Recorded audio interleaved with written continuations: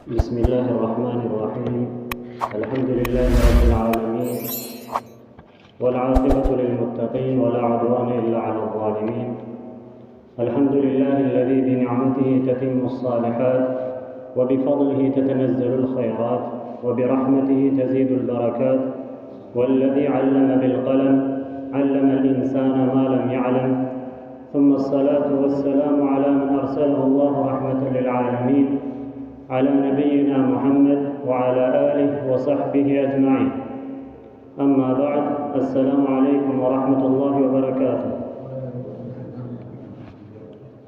إن شاء الله ቀጠሮ በያዝነው መሰረት ሰዓታችን ላይ ተገኝተናል። በአላህ ፍቃድ ከአሁን በኋላ ወቀፋቱን መዓ ቀሰስ አልአንቢያ በሚል ርዕስ ከነቢያት ታሪክ ጋር የተወሰነ ቆይታ በሚል ርዕስ ኢንሻአላህ ለተከታታይ ሳምንታት ምንቆይ ይሆናል።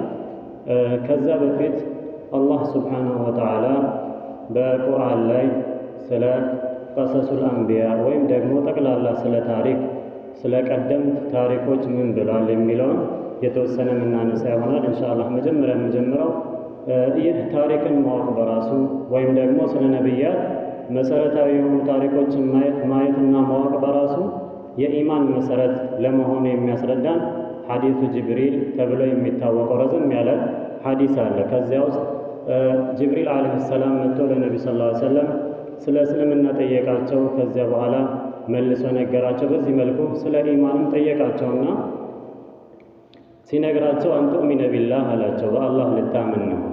የኢማን መሰረት ብሎ ማለት መጀመሪያ በአላህ ጌትነቱ በኃያልነቱ እንደዚሁ አምሳያ ቢጤ እንደሌለው ልታምን ነው፣ አምልኮትም ለሱ ብቻ ልታደርግ ነው ካላቸው በኋላ ወመላኢከቲሂ በመላእክቶቹም እንደዚያው አላህ ሱብሓነሁ ወተዓላ እነ ጅብሪልን እነ ሚካኤልን ሌሎችም ትላልቅ የሆኑ መላኢካዎችን እንደፈጠረም እንድናምን ይፈለጋል ማለት ነው። ይህም የኢማን መሰረት ነው ካላቸው በኋላ ወኩቱቢሂ አለ፣ እንደዚሁ በመጽሐፍም ደግሞ ልናምን ነው ወይም በመጽሐፍ ልታምን ነው። በመጽሐፉ ማለት አላህ ሱብሓነሁ ወተዓላ ነቢያቶችን በየክፍለ ዘመናቱ ልኳል። በየክፍለ ዘመናቱ ሲልክ ለእያንዳንዱ ነቢይ ለራሱ ህዝቦች የሚያስተምርበትን የራሱ የሆነ መጽሐፍ ሰጥቷል ማለት ነው። ከዚያ ውስጥ ከሚታወቁ ትላልቅ ወይም ከሚጠቀሱ ትላልቅ መጽሐፎች መካከል ዘቡር፣ ኢንጂል፣ ተውራት፣ ፉርቃን ይገኙበታል ማለት ነው። በይበልጥ ከሚታወቁት ውስጥ እነዚህ ይዘረዘራሉ። ከዚያ በኋላ ቀጠለና ወሩሱሊሂ ይላል፣ በመልእክተኞቹም ልታምን ነው። ስለዚህ በመልእክተኞቹ ማመን ማለት መልእክተኞችን አላህ ሱብሓነሁ ወተዓላ እንደላከ ማመን ያስፈልጋል ማለት ነው። እንደላከ ከታመነ ደግሞ በምን መልኩ ነበረ ታሪካቸው የተወሱትን ደግሞ ማወቅ አስፈላጊ ነው በተቻለ መጠን። አላህ ሱብሓነሁ ወተዓላ በቁርአን ላይ እነዚህን አስመልክቶ ምን ይላል የሚለውን ኢንሻአላህ በዝርዝር የምናየው ይሆናል። የቁሉ አላሁ ተባረከ ወተዓላ ነሕኑ ነቁሱ ዐለይከ አሕሰነል ቀሰስ፣ እኛ በአንተ ላይ መልካም የሆነን ትረካ እንተረክልሃለን። ቢማ አውሐይና ኢለይከ ሃዘል ቁርአን፣ ይህንን ቁርአን ወደ አንተ ባወረድንልህ ወኢን ኩንተ ሚን ቀብሊሂ ለሚነል ጋፊሊን፣ ከዚህ በፊት አንተ ከዝንጉዎች የሆንክ ሳለህ በዚህ ቁርአን መልእክቶችን እያመጣን የቀደም ታሪኮችን እያመጣን እንተረክልሃለን ብሎ አላህ ሱብሓነሁ ወተዓላ በሱረቱ ዩሱፍ ላይ ገልጿል። በሌላም ቦታ ላይ ነሕኑ ነቁሱ ዐለይከ ነበአሁም ቢልሐቅ፣ እኛ በአንተ ላይ ወሬያቸውን እንተርክልሃለን፣ ይህ ወሬ ደግሞ በእውነት ሲሆን። አላህ ሱብሓነሁ ወተዓላ ቁርአን ላይ የሚያስቀምጠው ታሪክ በአጠቃላይ የተከሰተና እውነተኛ የሆነ ነው። ወደፊት ደግሞ የሚከሰት ከሆነ መከሰቱ የማይቀርና እውነት እንጂ ተረት ያልሆነ መሆኑንም ያሳያል ማለት ነው። ከዛሊከ ነቁሱ ዐለይከ ሚን አንባኢ ማ ቀድ ሰበቅ፣ እንደዚሁ ከአንተ በስተፊት ያለፈን ወሬ በአንተ ላይ እንተርክልሃለን። ወቀድ አተይናከ ሚን ለዱና ዚክራ፣ በእርግጥ ከእኛ ዘንድ ትውስታን ማስታወሻን ተግሳጽ የሆነ ዘንድ ላንተ ልከንሃል ሰጥተንሃል ብለው አላህ ሱብሓነሁ ወተዓላ በዚህ መልኩ ይገልጽልናል። ኢነ ሃዛ ለሁወል ቀሰሱል ሐቅ፣ ይህ ትክክለኛና እውነተኛ የሆነ ታሪክ ነው ብሎም ስለ እውነተኛነቱ ተጨባጭነት ያለው መሆኑንም በቁርአን ላይ እንደዚህ ይገልጻል። ለቀድ ካነ ፊ ቀሰሲሂም ዒብራ፣ በእርግጥ እነዚህ ታሪኮች ሲዘረዘሩ ዝም ብሎ ያለ ምክንያት አይደለም። ለቀድ ካነ ፊ ቀሰሲሂም ዒብራ፣ በእርግጥ በእነዚህ ታሪኮች ውስጥ ትምህርት አለ ሊኡሊል አልባብ ለአእምሮ ባልተቤቶች። በዚህ ታሪክ ውስጥ በሚዘረዘረው ነገር ውስጥ አእምሮ በትክክል የሚያሰራበትና ልቦናን መጠቀም የሚችል ሰው በውስጡ በጣም ብዙ የሚማርበት ነገር አለ ብሎ ያስቀምጣል ማለት ነው። ፈቅሱሲል ቀሰሰ ለዓለሁም የተፈከሩን። ይህንን ከተናገረ በኋላ ለሙእሚኖችም ደግሞ ማድረግ ያለባቸውን ሲነግራቸው ፈቅሱሲል ቀሰስ ታሪክን ተርክላቸው። ያንተ ታሪክ መተረክ ለምን ይጠቅማል ከተባለ ለዓለሁም የተፈከሩን ያስተነትኑ ዘንድ ይከጀልላቸዋልና ማለት ነው። ቀደምት ታሪኮችን ማወቅ አሁን ላይ ካለንበት አንጻር ወይም ይህ መሰረቱ የዲኑ መሰረት ምን ይመስል ነበረ? የሰው ልጅ የተፈጠረበት ዓላማ ምንድን ነው? ይህ ዓለም የተመሰረተበት ከምን አንጻር ነው የሚለውን በደንብ እንዲያውቅና ካለበት ድክመት ራሱን አሻሽሎ እንዲሰራ የነበረበት ጠንካራ ላይ ደግሞ የበለጠ እንዲሰና ይጠቅመዋል ማለት ነው። ከነዚህ ነቢያቶች መካከል ስማቸው በተወሰነ መልኩ ቁርአን ላይ ተጠቀሳለ፣ ሌሎቹ በሐዲስ ላይ፣ በአጠቃላይ ግን ብዛቶቹ በሐዲስ ላይ ተገኝቷል ማለት ነው። እነዚህ ነቢያት እርስ በርስ እንደሚበላለጡ ሲጠቅሳቸውም ደግሞ ከፊሉም በቁርአን የጠቀሰው መሆኑና ከፊሉም ግን በስም ደረጃ ብቻ እንደነገራቸው ወይም እንዳልዘረዘረላቸው ሲገልጽላቸው ሚንሁም መን ቀሰስና ዐለይክ ከነሱ ውስጥ ከነቢያት መካከል በአንተ ላይ የተረክንልህ አሉ፣ ወሚንሁም መን ለም ነቅሱስ ዐለይክ ከነሱ ውስጥ ደግሞ ለአንተ ያልተረክንልህ አለ ብለው በዚህ መልኩ አላህ ሱብሓነሁ ወተዓላ ቁርአን ላይ ይገልጸዋል ማለት ነው።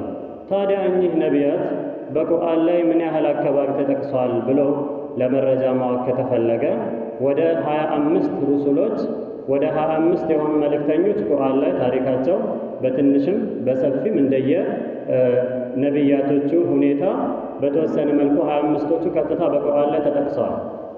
ከዚያም ውስጥ ኑህ ዓለይሂ ሰላም፣ ኢብራሂም፣ ሙሳ፣ ዒሳ፣ አዩብ፣ ዩኑስ፣ ሃሩን ሌሎችም ይዘረዘራሉ ማለት ነው። ጠቅላላ ግን ከአደም ዓለይሂ ሰላም ጀምሮ እስከ ነቢ ሰለላሁ ዐለይሂ ወሰለም ድረስ ምን ያህል ነቢያቶች ተላኩ ከተባለ ወደ 124,000 የሚጠጉ ነቢያት ተልከዋል። ጠቅላላ 124,000 ነቢያቶች ተልከዋል። ከነሱም ውስጥ ደግሞ 313 ወይም 315 ሩሱሎች ደግሞ ተልከዋል ማለት ነው።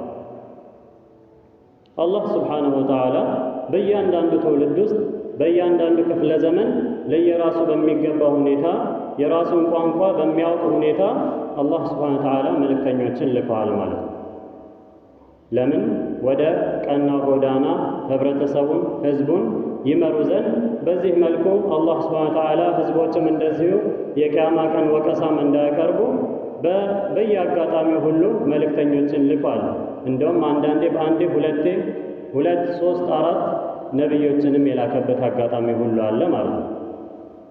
እነዚህ ነቢያቶችን ደረጃ አላህ ሱብሓነሁ ወተዓላ በቁርአን ላይ ሲያስቀምጥ ቲልከ ሩሱሉ ፈضልና ባዕضሁም ዐላ ባዕድ፣ እነዚህ ነቢያቶች እርስ በርስ ደረጃቸውን አንዱን ከአንዱ አበላልጠናል ብሎ አላህ ሱብሓነሁ ወተዓላ በቁርአን ላይ ይገልጻል። ከነዚህ ነቢያቶችና ሩሱሎች ደግሞ 5 ኡሉል ዐዝም ተብለው የሚታወቁ አሉ። የቁርጥ አቋም ባለቤቶች። የቁርጥ አቋም ባለቤቶች የተባሉበት ምንድነው ከተባለ በጣም ብዙ ሙሲባዎች፣ በጣም ብዙ አደጋዎች፣ በጣም ብዙ ችግሮች፣ ፈተናዎች ደርሶባቸው ተቋቁመው ያሳለፉ እነዚህ 5 ተብሎ የተጠቀሱ በሐዲስ ላይ መጥቷል።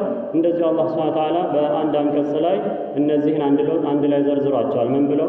ወኢዝ አኸዝና ሚነ ነቢይነ ሚሳቀሁም፣ ከነቢያቶች ቃል ኪዳንን በያዝን ጊዜ አስታውስ ይላቸዋል ለነብዩ ሰለላሁ ዐለይሂ ወሰለም።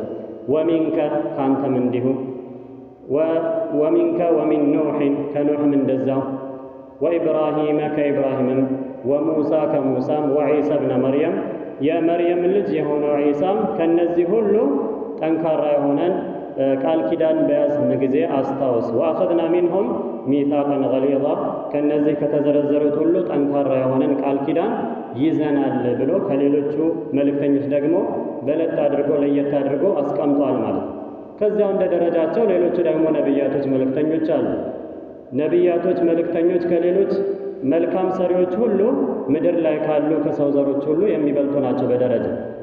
ከዚያ በመቀጠል ሰሃባዎች ይቀጥላሉ። ከነዚያም ውስጥ አቡበክር አስሲዲቅ ተጠቃሽ ናቸው ማለት ነው። ነብዩ ሰለላሁ ዐለይሂ ወሰለም በሐዲስ ላይ እንደተናገሩት ከነቢያቶች በመቀጠል ትልቁና ምድርን የረገጠ መልካሙ ሰው ወይም ታላቁ ሰው አቡበክር አስሲዲቅ ነው ብለው እንደገለጹት ማለት ነው።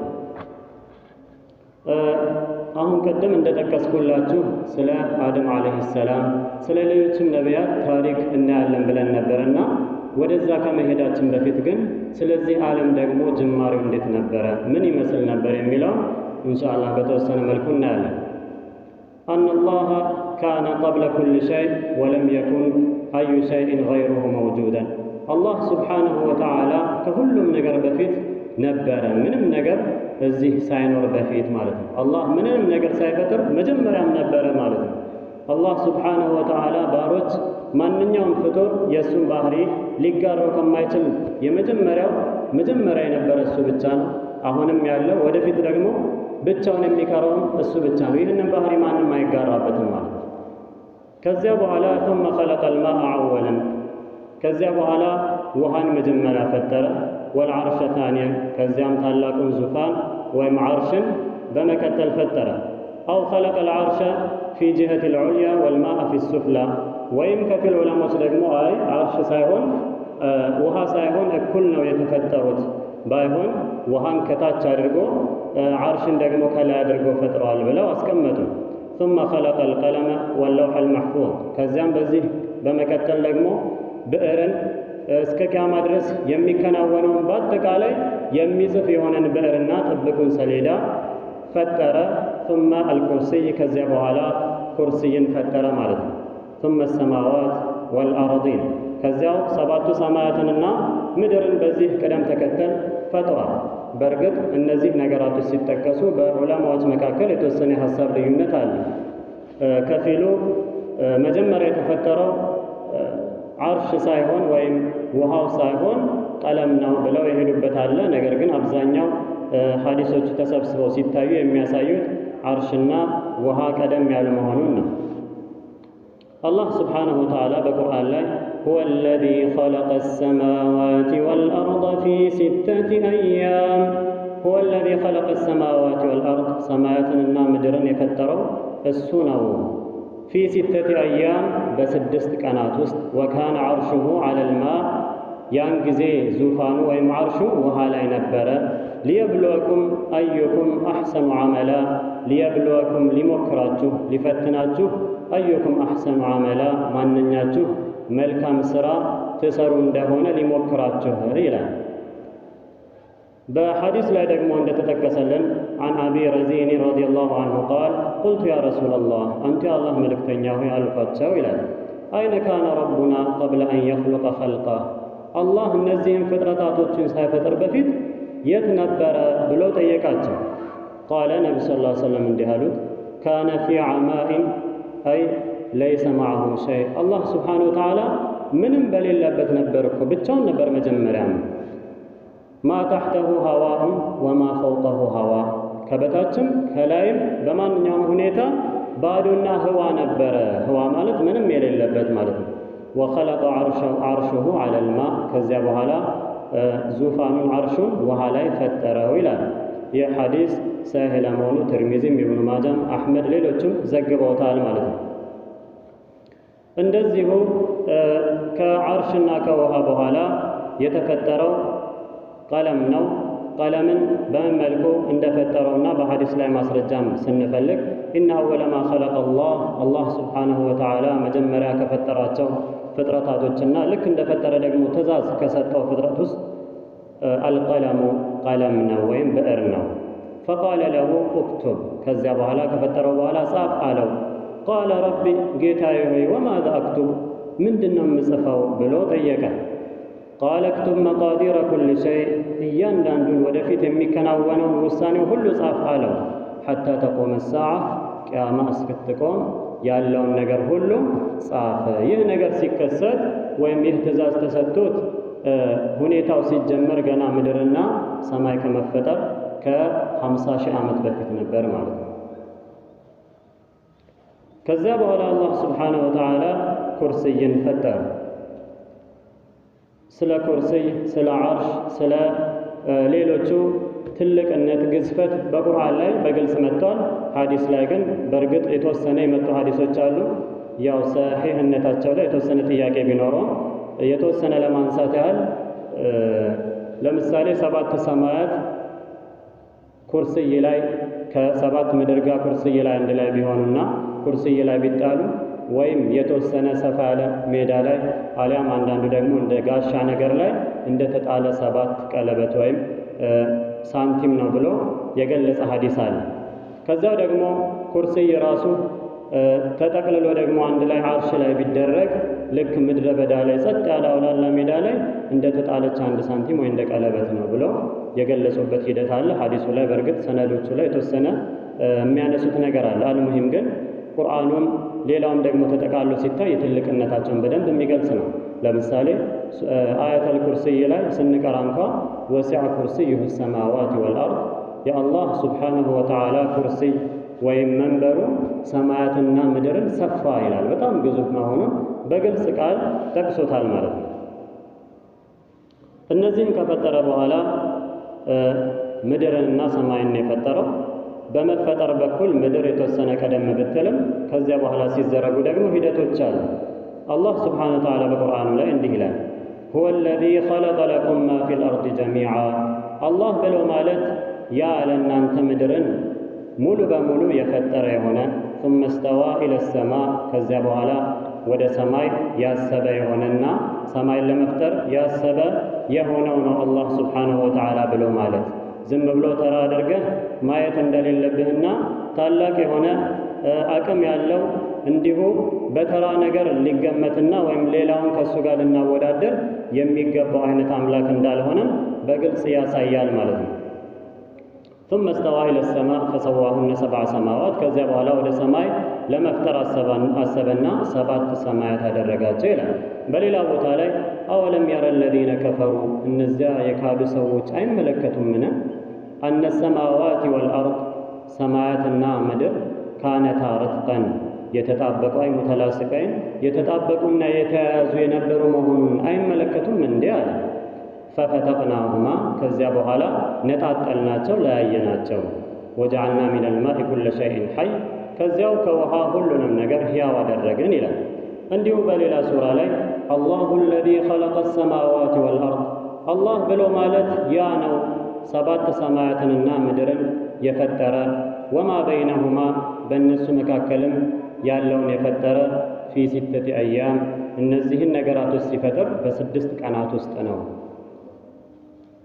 ፊ 6 አያም በ6 ቀናት ውስጥ ብሎ አስቀምጧል። አላህ ስብሓነሁ ወተዓላ አንድን ነገር ሲፈልግ ኢዛ አራደ ሸይአን አን የቁለ ለሁ ኩን ፈየኩን በቁርአን ላይ እንደተጠቀሰው አንድን ነገር አላህ ሲፈልግ ሁን ይለዋል፣ ወዲያው ሆኖ ይገኝለታል። ለምንድን ነው 6 ቀን ያስፈለገው የሚለውን ዑለማዎች ሒክማውን ሲያስቀምጡ የሰው ልጅ ይሄ ነገራቶች በዱንያ ላይ ሲኖር በሂደት ማድረግ እንዳለበት ይህንን ለማስተማር እንጂ አላህ ሱብሓነሁ ወተዓላ ሁን ካለውማ መሆኑ የማይቀርና ለሱ የመሆን ያለመሆን ችግር ኖሮ አይደለም፣ እኛን ግን ለማስተማር ተፈልጎ ነው ብለው ብዙ ዑለማዎች አስቀምጠዋል ማለት ነው። ቁል አኢነኩም ለተክፍሩን አንተ ሙሐመድ ሆይ ብለህ በላቸው ይላል። አኢነኩም እናንተ ናችሁን ለተክፍሩነ የምትክዱ ቢለዚ ኸለቀል አርደ በዚያ ምድርን በፈጠረ ፊ የውመይኒ በ2 ቀን ወተጅዐሉነ ለሁ አንዳዳ ለሱ ቢጤዎችንና ሌሎች አማልክቶችን አምሳያዎችን ታደርጉለታላችሁን? ዛሊከ ረቡል ዓለሚን ይህ የዓለማቱ ጌታ ሆኖ ሳለ ይላል። ወጀዐለ ፊሃ ረዋሲ ከዚያ በኋላ በዚች በምድር ላይ ጠንካራ የሆኑ ተራራዎችን ረዋሲ ማለት ስሩ በጣም የጠለቀ ማለት ነው። ላዩ ደግሞ በጣም የዘለቀ ከፍተኛ የሆኑ ትላልቅ ተራራዎች ማለት ነው። ወጀዐለ ፊሃ ረዋሲ ተራራዎችን በሷ ላይ አደረገ። ወባረከ ፊሃ በረከቷንም አወረደባት። ወቀደረ ፊሃ አቅዋታ ከዚያ በኋላ ምድር እስከ ቂያማ ድረስ የምታወጣውን ሪዝቅ ውስጡ የያዘችውን ካዝና ሲሳዮችን ሁሉ አላህ ወሰነላት ያን ጊዜ ማለት ነው። ፊ 4 አያም ምድር ከመፈጠር ጀምሮ ከዚያ በኋላ በውስጡ ያሉ ነገራቶችን ደግሞ እስኪፈጥር ጠቅላላ 4 ቀን የፈጀ ሲሆን ማለት ነው። ሰዋአን ሊሳኢሊን አይ ሊጣሊቢን ብለው ሄደውበታል። ምድር ላይ ነዋሪ ሆነው ይሄ ነገር ያስፈልገኛል ብለው የሚፈልጉ ሁሉ የሚያስፈልጋቸውን በተሟላ ሁኔታ ያለምንም ጉድለት አሟልቶ የሆነ ሲሆን ይላል።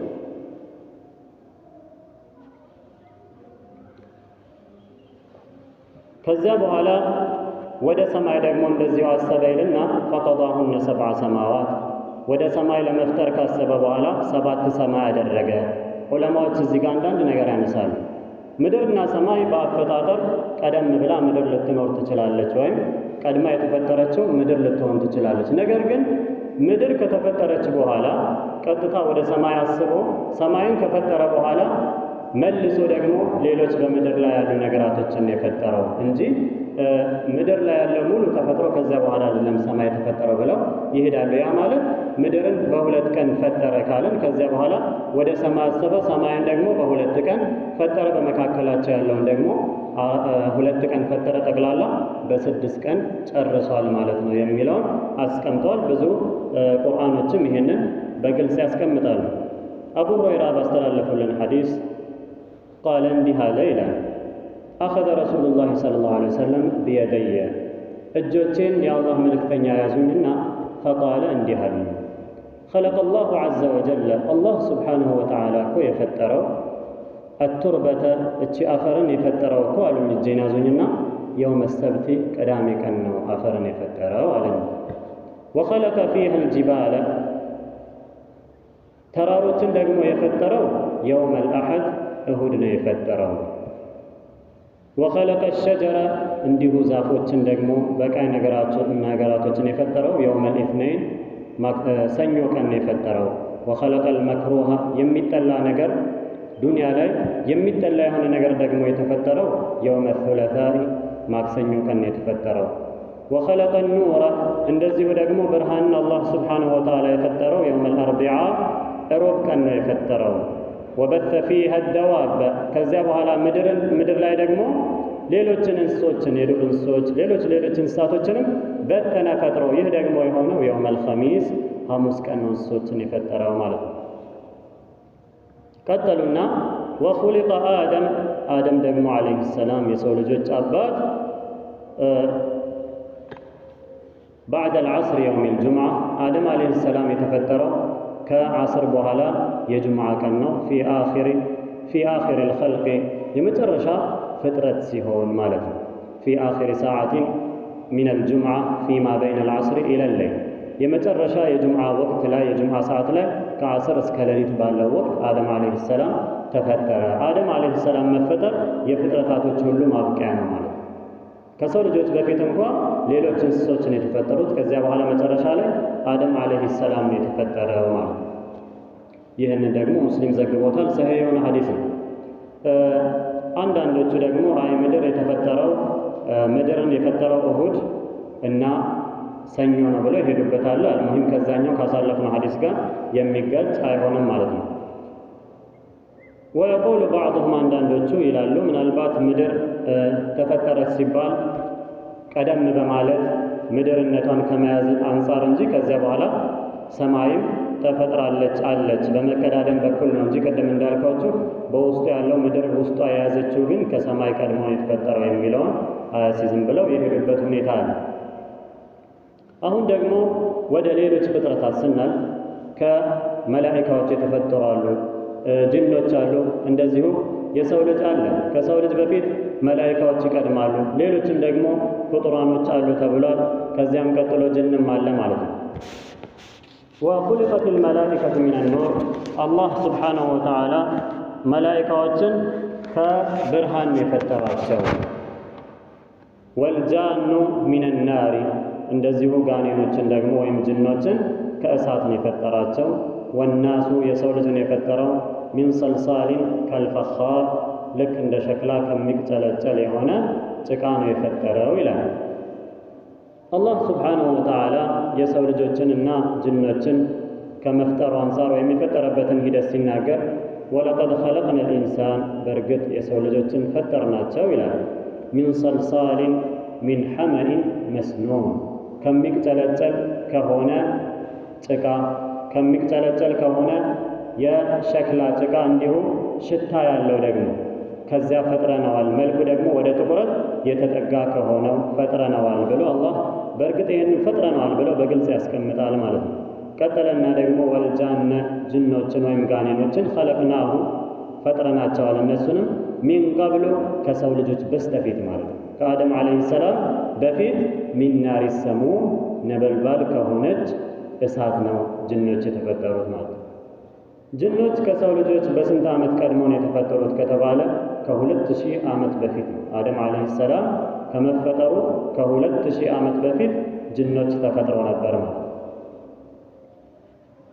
አይሻ ረዲየላሁ ዐንሃ ባስተላለፈችልን ሐዲስ ላይ ቃለት እንዲህ አለች፣ ቃለ ዓለይሂ ሰላቱ ወሰላም የአላህ መልእክተኛ እንዲህ አሉ ትላለች፣ ኹሊቀቲል መላኢከቱ ሚነ ኑር መላኢካዎች እኮ የተፈጠሩት ከብርሃን ነው። አላህ የፈጠራቸው መላኢካዎችን ከብርሃን ነው አለችና ወኹሊቀል ጃኑ ሚን ማሪጅን ሚን ናር እንደዚሁ ጋኔኖች ጅኖች ደግሞ ከሚንቀለቀል እሳት ነው የተፈጠረው። ከሚንቀለቀል እሳት ማለት ከነበልባሉ ማለት ነው። ከዛ ነው የተፈጠሩት። ወኹሊቀ አደም ደግሞ የተፈጠረው ሚማ ውሲፈ ለኩም ከዚህ በፊት ለእናንተ በተገለጸላችሁ ከአፈር ወይም ከጭቃ በተባለው ማለት ነው። ወፊ ሰሒሕ ሰሒሕ በሆነ ሐዲስ አን ጃቢር ረዲየላሁ ዐንሁ ጃቢር ባስተላለፉት ቃለ ዓለይሂ ሰላቱ ወሰላም የአላህ መልእክተኛ እንዲህ ብለዋል ብለው አስቀመጡ። እንግዲህ ከነዚህ ፍጥረታት ቀደም የሚሉት መላኢካዎች ነው ብለናል። ከዚያ በኋላ ጅኖች አሉ፣ በመላኢካዎች መካከልም ሌሎች ፍጥረታት አሉ ተብሎ የተቀመጣለ። ኢንሻአላህ እሱንም እናያለን። እንዲሁም የሰው ልጅ ደግሞ ከጅን ቀጥሎ ተፈጥሯል። በምን መልኩ ነው ሂደቱ ምንድን ነው የሚለውን የተወሰነ እናያለን ኢንሻአላህ። ነቢዩ ሰለላሁ ዐለይሂ ወሰለም አንድ ቀን ኡዚነ ሊ አን ኡሐዲሰ ዐን መለኪን ሚን መላኢከቲላሂ ተዓላ አላህ ስብሓንሁ ወተዓላ ከፈጠራቸው መላኢካዎች ውስጥ ስለ አንዱ መላኢካ እኮ እንድናገር ተፈቀደልኝ ወይም እውቀቱ ተሰጠኝና ያውም ሐመለቱል ዐርሽ ዐርሽን የሚሸከሙ መላኢካዎች ስለ እነሱ የተወሰነ ሊገልጹልን ፈለጉ፣ ተፈቀደልኝ አሉ። ማ በይነ ሹሕመቲ ኡዙኒሂ ኢላ ዓቲቂህ ከጆሮ ጀምሮ እስከ ትከሻው ድረስ ያለው ርዝመቱ መሲረተ 700 ሰነቲን 700 ዓመት የሚያስኬድ ርዝማን ያለው ከጆሮ ተነስቶ እስከ ትከሻ ድረስ የዐርሽን ተሸካሚ የሆኑ መላኢካዎች የዚህን ያህል በጣም ግዙፍ መሆናቸውን በሚገልጽ ሁኔታ ከጆሮአቸው ተነስቶ እስከ ትከሻው ድረስ ያለው ርቀት 700 ዓመት ያስኬዳል ብለው ገለጹ ማለት ነው። እንዲሁም በሐዲስ ላይ ሰሒህ በሆነ ሐዲስ ደግሞ ስለ ሰማያት ስለ ምድር ደግሞ ርቀታቸውን ሲናገሩ ከምድር ጀምሮ እስከ ሰማይ ድረስ ያለው 500 ዓመት ያስኬዳል። የመጀመሪያው ሰማይ እስከ ሁለተኛው ሰማይ በመካከላቸው ያለው 500 ዓመት ያስኬዳል። ሰማዩ ራሱ የመጀመሪያውን ሰማይ ለማለፍ ውፍረቱ 500 ዓመት ያስኬዳል ብለው ገልጸዋል። እንደዚሁ ምድርም ውፍረቷ ይሄ የመጀመሪያው ምድር እንኳ ለመጨረስ 500 ዓመት ያስፈልጋል። ከዚያ በኋላ በመጀመሪያው ምድርና በሁለተኛው ምድር መካከልም ያለው 500 ዓመት ያስኬዳል ብላ በዚህ መልኩ ገልጸውታል ማለት ነው። እንግዲህ አላህ ሱብሓነሁ ወተዓላ በጣም ትላልቅ የሆኑ ፍጥረታትን የፈጠረ መሆኑን ያሳያል። ነገር ግን ይህን የፈጠረው ከምን አንጻር ነው? እንደው የኛ ማምለክ ለሱ ጠቅሞት ነው ወይ ከተባለ ለኛ እሱን ብናመልከው ጥቅሙ ለራሳችን እንጂ እሱ ምንም ነገር የሚጨምርለት የሚቀንስበት ነገርም እንደሌለ ስልጣኑ የሚጨምር የሚቀንስበትም ነገር እንደሌለ በብዙ ሐዲሶች ተገልጿል ማለት ነው። በአንድ ሐዲስ ላይ ሐዲስ አልቁድስ ላይ አላህ ሱብሓነሁ ወተዓላ እንደው የአደም ልጅ ሁሉም በአንድ መልካም ሰው ምሳሌ ቢሆን ለምሳሌ በመሐመድ ዓለይሂ ሰላቱ ወሰላም በሱ ምሳሌ ሆኖ ሁሉም አላህን በተገቢው መልኩ ቢያመልክና ቢገዛ ለአላህ በስልጣኑ ላይ ምንም ነገር የሚጨምረው ነገር የለም።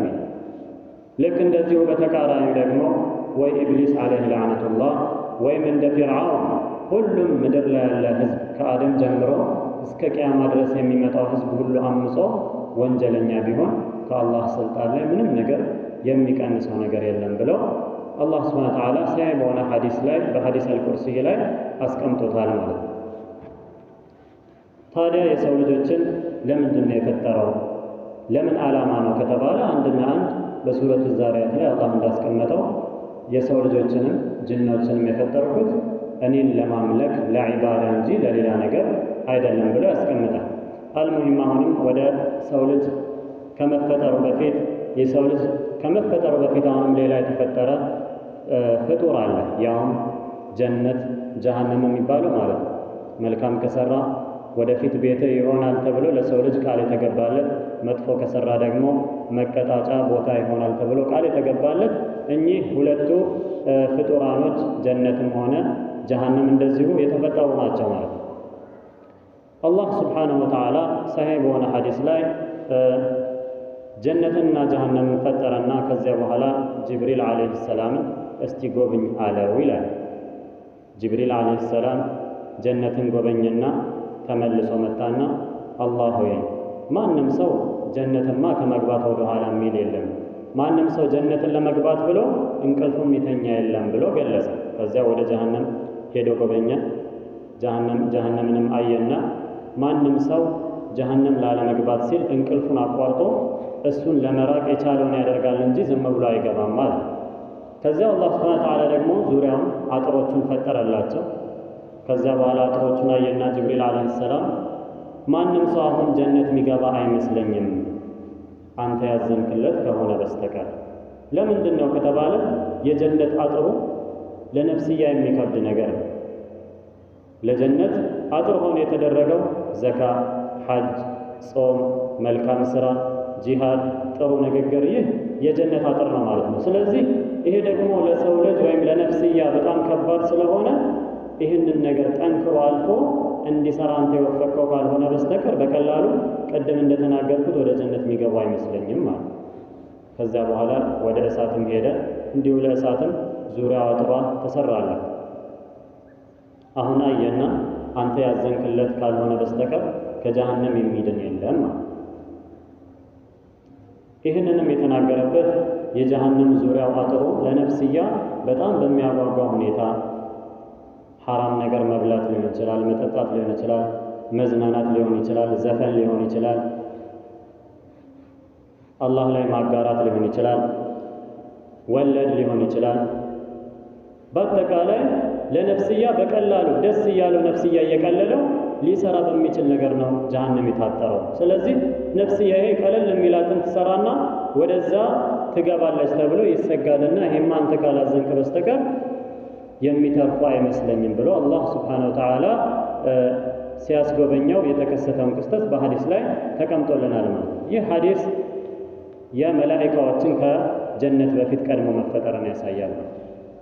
መላኢካዎች ከጀነት በፊት እንደተፈጠሩ ያሳያል። ከፈጠረ በኋላ ነው አላህ ሱብሓነሁ ወተዓላ ጅብሪል ዓለይሂ ሰላምን ሂድና ተመልከት እይ ብሎ ያስጎበኘው ማለት ነው። ጅኖች ምን አይነት ናቸው? የጅኖች አፈጣጠራቸው ከሰው ልጅ ይለያል። ቅድም ከእሳት ነው የተፈጠሩት ብለናል። ጅኖች ግን ምን አይነት ሁኔታ ወይም ዝርያዎች አሏቸው የሚለውን ኢንሻአላህ እናያለን። عن أبي ثعلبة الخشني رضي الله عنه الله መልካም ስራውን እንዲልለትና ቃለ እንዲህ አለ ቃለ عليه الصلاة والسلام የአላህ መልእክተኛ ሰለላሁ ዐለይሂ ወሰለም እንዲህ ብለዋል። አልጂኑ ثلاث أصناف ጅን ብሎ ማለት ወይም ጋኔን የምንላቸው ሶስት አይነቶች ናቸው። ሶስት አይነት ዘሮች ወይም ክፍሎች አሏቸው። ፈሲንፉን ለሁም አጅኒሐቱን አንዱ ክፍል ከሶስቱ ክንፍ ያለው ነው። የጢሩነ ቢሃ ፊል ሀዋኢ ህዋው ላይ እንደፈለጉ የሚበሩበት የሆነ ክንፍ ያላቸው ናቸው። ወሲንፉን ከፊሎቹ ደግሞ ከሶስቱ ሌላኛው ክፍል ሐያቱን ወኪላቡን ልክ እንደ እባብ መሰሎች እንደ እባብ የሚጓዙና ልክ ውሻን የሚመስሉ ናቸው። ከጅን ዘር ሆኑ ማለት ነው። ወሲንፉን ሌላው ክፍል ደግሞ የሒሉነ ወየضዓኑነ አይ የርሐሉነ ወዩቂሙነ ብሎ ተቀምጧል። ተንቀሳቃሽ የሆኑ ናቸው እነሱ። እኚህ ሶስቱ በአጠቃላይ ደግሞ ለሰው ልጅ ከእይታ የተጋረዱ ናቸው ማለት ነው።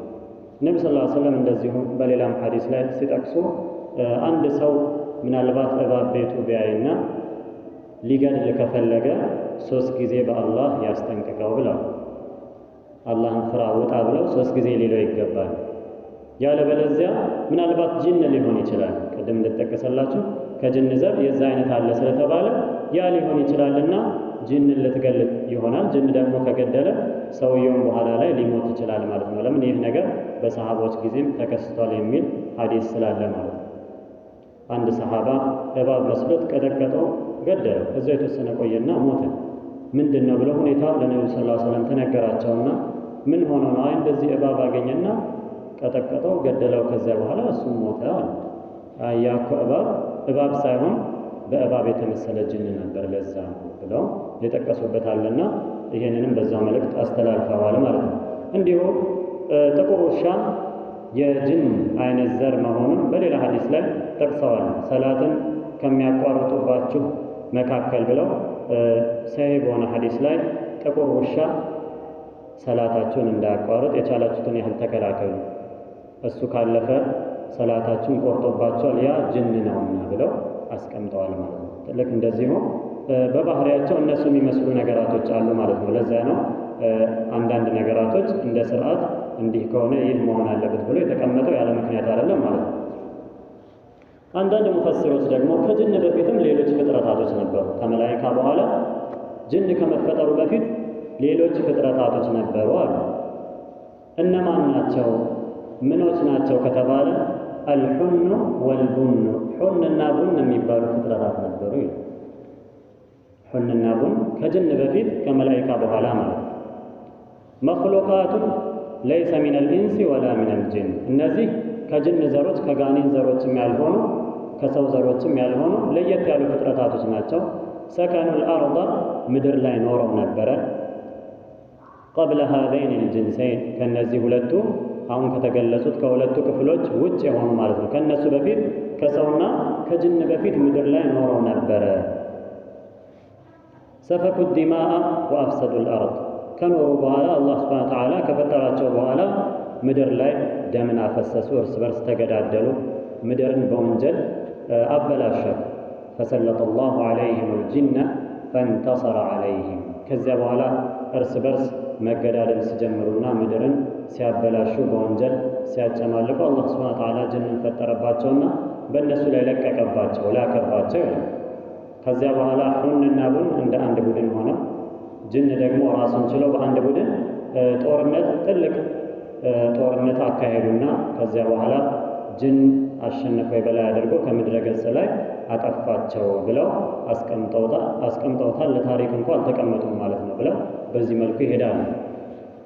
ከዚያ በኋላ አላህ ሱብሓነሁ ወተዓላ ጅኖችን እንደነገርኳችሁ ከሰው ልጆች በፊት ከ2000 ዓመት በፊት ነው የተፈጠሩት። እንዲሁም ምድር ላይ እየኖሩ የተወሰነ ጊዜ ከቆዩ በኋላ እነሱም ምድርን ማበላሸት ጀመሩ። ወካነ ልጂኑ ቀድ ኹሊቁ ቀብለ አደም ቢ2000 ዓም፣ ጅኖች ከአደም ዓለይሂ ሰላም በፊት ከ2000 ዓመት በፊት ነበር የተፈጠሩት።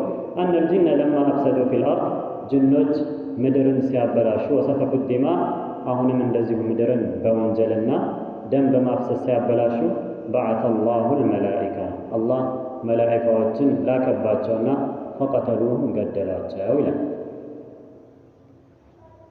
ወአጀሉሁም ዐኒል አርድ፣ ከምድር ላይ ጠራርገው አስወጧቸው። ኢላ ጀዛኢሪል ቡሑር፣ ወደ ባህር ዳርቻዎች ማለት ነው። ወደ ባህር ዳርቻዎች አባረሯቸው። ስለዚህ አሁን የጅኖች ወይም የጋኔኖች ዋና መኖሪያ ባህር ዳርቻ እንጂ ምድር ላይ በይበልጥ የሚንሰራፉ አይደሉም ማለት ነው። በሰፊው ተንሰራፍተውና በዋናነት መኖሪያ ቦታቸው የነሱ ባህር መሆኑን እንዲሁ ባህር ላይ ያሉ ደሴቶች ላይ ሊኖሩ እንደሚችል ይሄ ይጠቅሳል ማለት ነው። ጅኖች ኢብሊስ ዓለይሂ ለዓነቱላህ የተፈጠረበት ዘር ማለት ነው። ኢብሊስ ዓለይሂ ለዓነቱላህ ካነ ሚነል ጂን ብሎ በቁርአን ላይ አላህ ይጠቅሷል። ኢብሊስ የሚባለው እኮ ከጋኔኖች ነበረ ዘሩ። ከስሩ መሰረቱ ሲታይ ከመላኢካዎች ሳይሆን ቀጥታ ከጋኔኖች ነበረ። ታዲያ ኢብሊስ ዓለይሂ ለዓነቱላህ እንዴት መላኢካዎች ጋር ወደ ላይ ሊወጣ ቻለ? ደረጃው በምን መልኩ ከፍ ሊል ቻለ? የተወሰኑ ዑለማዎች ያስቀመጡት ነገር አለ። ኢንሻአላህ አንድ ሁለቱን እጠቅሳለሁ። አንደኛው ያን ጊዜ መላኢካዎች ሲያባርሯቸው ከምድረ ገጽ ላይ ኢብሊስ ልጅ ነበረ፣ ትንሽ ነበረ ይላሉ። ትንሽ ነበረና መላኢካዎች አዩና ሌሎቹ ሲያባርሯቸው ወደ ባህር ከምድር ገጽ ላይ ሲያነሷቸውና ሲጠራርጓቸው ይህንን ልጅ ነው ብለው ብድግ ያደረጉት፣ ወሰዱት ወደ ሰማይ፣ ከእነሱ ጋር ማኖር ጀመሩ። ከዚያ በኋላ አደገ። ታላቅ ባሪያ፣ አላህን የሚገዛ ታላቅ ባሪያ ሆነ። ስምም ራሱ እስኪወጣለትና ይሄ የምናየው የሰማይ ዱንያ ዋና መሪና አለቃ እስከሆን ድረስ በዚህ መልኩ ወደ ላይ ወጥቶ ነበር፣ ቆይቶ ነበረ። አደምን ዓለይሂ ሰላም ለእሱ የክብር ሱጁድን አላደርግም ብሎ እስካመፀ ድረስ በዚህ መልኩ የተከበረ ሆኖ ቆይቶ ነበር ብሎ ያስቀምጡታል። አንዳንዶቹ ደግሞ ኢብሊስ በምን መልኩ ወደ ላይ እንደወጣ አናውቅም በቀጥታ ምናልባት አላህ እዚህ ዱንያ ላይ ያለ ሲኖር ከሌሎቹ መልካምና አላህን ተገዢ ስለነበረ ተርፎ ወደ ላይ ወጥቶ ሊሆን ይችላል።